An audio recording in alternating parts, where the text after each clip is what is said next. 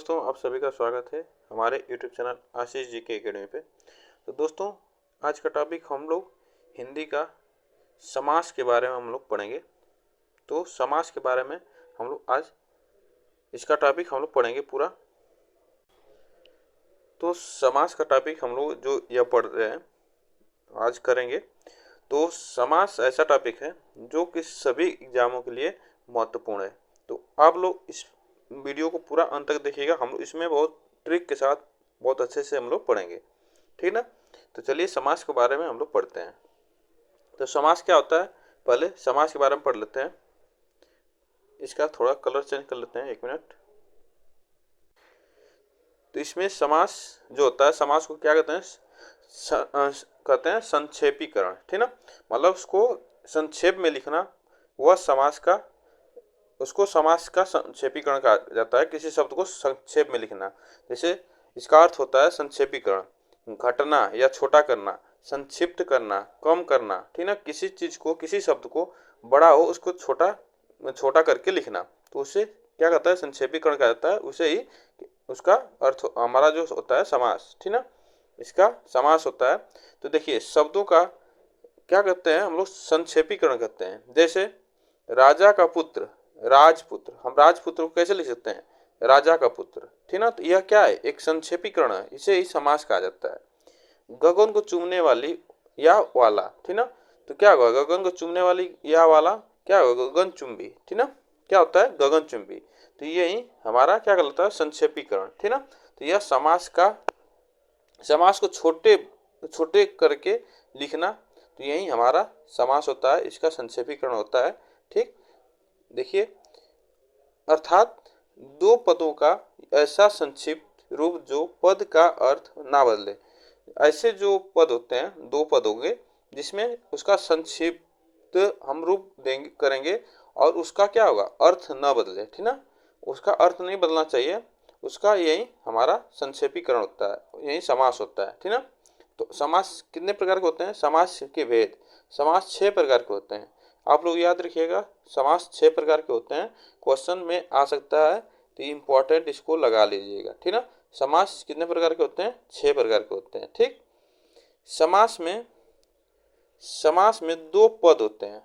समास में दो पद होते हैं, कौन कौन, पूर्व पद होता है, उत्तर पद होता है। तो देखिए, पूर्व पद का मतलब होता है पहले का, और उत्तर पद का होता है बाद का, ठीक ना। तो पूर्व पद का पहले का, उत्तर पद का बाद का, यह आप लोग याद रखिएगा। यह दो पद होते हैं समास में। तो समास में हम लोग पढ़ चुके हैं, 6 भेद होते हैं। तो चलिए एक एक करके हम लोग इसको पढ़ते हैं, ठीक। देखिए, पहले हम लोग पढ़ेंगे द्वंद्व समास। द्वंद्व समास क्या होता है, इनमें दोनों पद प्रधान होता है। जो पूर्व पद और उत्तर पद होते हैं, इसमें दोनों पद क्या होते हैं, प्रधान होते हैं, और बीच में योजक चिन्ह लगते हैं, ठीक ना। और बीच में क्या लगता है, योजक चिन्ह लगता है। जैसे में देखिए, माता पिता, ठीक ना, माता पिता, यह क्या है, दोनों दोनों पद क्या है, प्रधान है। और आप लोग देख रहे हैं कि बीच में क्या योजक चिन्ह है, ठीक ना। तो ऐसे जब भी शब्द आपको दिखे तो द्वंद्व समास लगा दीजिएगा, 98% आपका सही होगा, ठीक ना। और राम और लक्ष्मण, देखिए राम लक्ष्मण, ठीक ना, क्या दोनों पद प्रधान है, और इसके बीच में क्या लगा है, हमारा योजक चिन्ह लगा है। भाई बहन, पति पत्नी, ठीक ना, यह क्या है, हमारा योजक चिन्ह, द्वंद्व समास है, और इसमें दोनों पद प्रधान होते हैं, ठीक। और एक नोट्स में देख लीजिए, नोट, धर्माधर्म ऐसे शब्द आए, लाभालाभ ऐसे शब्द जब आए, तो धर्माधर्म का हम क्या करेंगे, विच्छेद करेंगे। तो इसको बनेगा धर्म धन अधर्म। ये भी हमारा क्या है, द्वंद्व समास है, ठीक ना। आप लोग इसको याद रखिएगा। लाभालाभ, यह भी क्या हमारा, लाभ अलाभ, लाभ अलाभ, यह भी हमारा द्वंद्व समास है। तो ठीक, इसमें दोनों ही पद क्या है, प्रधान है, ठीक। चलिए आगे चलते हैं। द्विगु समास।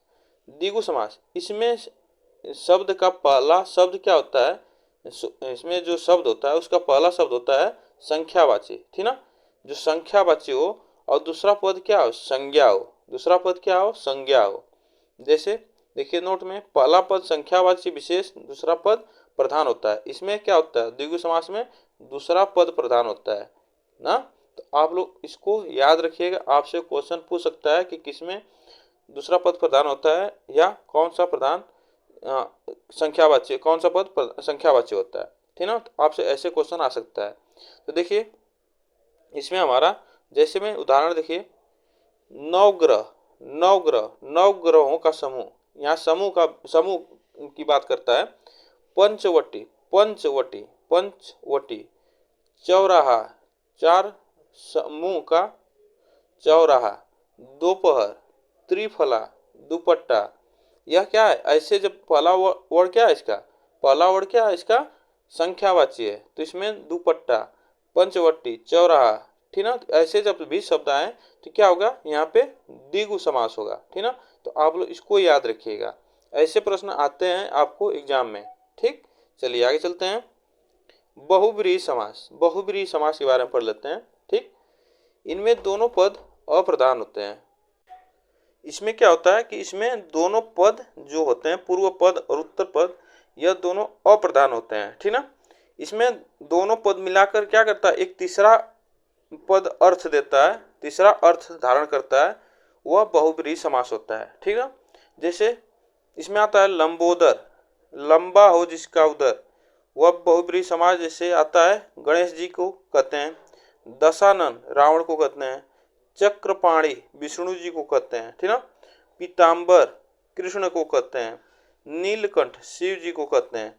तो ऐसे जब भी यहाँ पे क्या होता है, यहाँ पे ऐसे जब देवी देवताओं का क्या होता है, पर्यायवाची जो शब्द होते हैं तो वह बहुब्रीहि समास में आते हैं।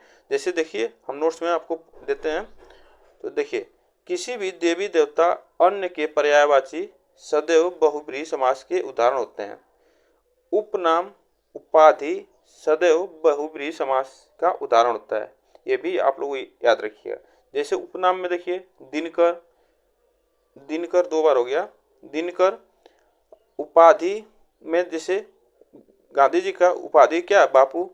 सुभाष चंद्र जी का क्या है, नेताजी उपाधि है। भारतेंदु हरिश्चंद्र, हरिश्चंद्र का उपाधि क्या, भारतेंदु। तो यह उपाधि और उपनाम जो आते हैं ये बहुब्रीहि समास में आते हैं। और देवी देवताओं का जो पर्यायवाची होता है वो भी हमारा बहुब्रीहि समास में आता है। तो आप लोग इसको याद रखिएगा, ठीक।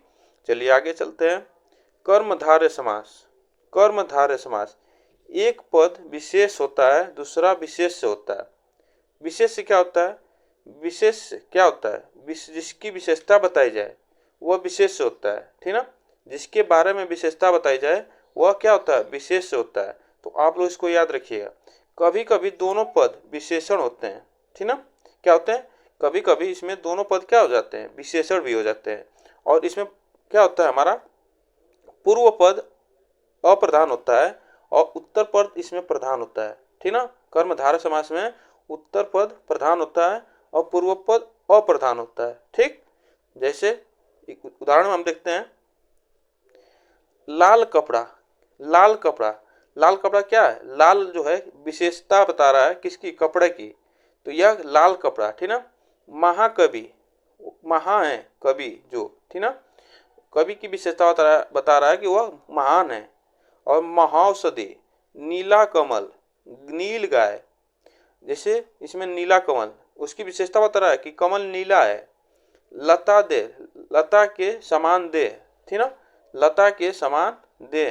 वायुवेग, चरण कमल, ऐसे जो शब्द आते हैं कर्मधारय समास में आते हैं। तो आप लोग इसको याद रखिएगा, ठीक ना। ऐसे शब्द को आप लोग याद रखिएगा। वायु और वेग, इसमें क्या है, उपमेय और उपमान जो दोनों है, ठीक ना। तो इसमें जो ऐसे शब्द आते हैं तो हमारा कर्मधारय समास होता है, ठीक। ऐसे शब्द को आप लोग याद रखिएगा। चलिए आगे चलते हैं। अव्ययी भाव समास, अव्ययी भाव समास जो हम लोग पढ़े हैं, इसमें क्या उपसर्ग और विशेष, इसमें उपसर्ग और विशेषण होते हैं। इसका उपसर्ग क्या होता है, पहला हमारा शब्द क्या उपसर्ग होता है। जिसमें देखिए अव्ययी भाव समास में पहला पद प्रधान होता है तथा दूसरा पद संज्ञा होता है, ठीक ना। इसमें क्या होता है, पहला पद प्रधान होता है और दूसरा पद क्या होता है, इसमें संज्ञा होता है। तो आप लोग इसको याद रखिएगा। इसमें पहला पद अव्यय होते हैं वे शब्द जो लिंग वचन के अनुसार नहीं बदलते, ठीक ना। वे शब्द जो होते हैं लिंग वचन के अनुसार नहीं बदलते हैं वो अव्यय होते हैं। अव्यय क्या होता है, उपसर्ग, ठीक ना। उपसर्ग और प्लस संज्ञा मिलकर क्या बनाते हैं क्रिया विशेषण बनाते हैं, जिसमें हमारा अव्यय संज्ञा मिलकर समासिक पद बनाते हैं। इसी तरह उपसर्ग और संज्ञा पद मिलकर क्रिया विशेषण बनाते हैं। ठीक, तो ऐसे आप लोग याद रखिए। इसमें उदाहरण देख लेते हैं, जैसे यथाशक्ति, यथा प्लस शक्ति, इसमें हमारा क्या यथा उपसर्ग है। प्रतिदिन, प्रति हमारा क्या उपसर्ग है, अव्यय है। अनुरूप, अनु प्लस रूप, इसमें क्या हमारा रूप क्या संज्ञा है, और अनु क्या हमारा उपसर्ग है। ठीक ना। तो प्रति प्लस एक, प्रत्येक, इसमें क्या प्रति हमारा उपसर्ग है, एक हमारा क्या संज्ञा है।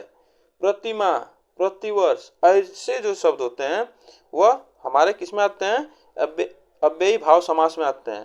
ठीक ना। तो यह अव्ययी भाव समास होते हैं, जिसमें हमारा उपसर्ग लगा रहता है पहला, ठीक ना, और दूसरा पद हमारा संज्ञा होता है।